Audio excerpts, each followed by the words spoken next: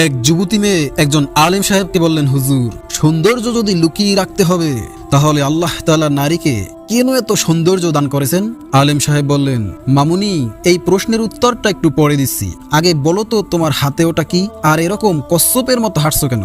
মেয়ে বলল, হুজুর, এগুলো ডিম, আর জোরে জোরে হাঁটলে ভেঙে যাবে তো, তাই আস্তে আস্তে হাঁটছি। আলেম সাহেব বললেন, ভেঙে গেলে সমস্যা কি?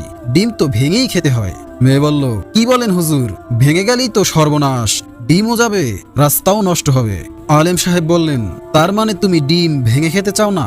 মেয়ে বলল, অবশ্যই ভেঙে খেতে চাই, কিন্তু রাস্তায় ভাঙবো কেন? আলেম সাহেব বললেন, দেখো মামুনি, সামান্য একটা ডিম ভাঙার জন্য একটা নির্দিষ্ট স্থান এবং নির্দিষ্ট পাত্র আছে, সেটা আমরা সকলেই জানি। অথচ সৃষ্টি জগতের শ্রেষ্ঠ জাতি নারীর সৌন্দর্য যেখানে সেখানে প্রদর্শন করবে, নির্দিষ্ট কোনো জায়গা বা পাত্র থাকবে না, এটা কি কোনো যুক্তিযুক্ত হলো?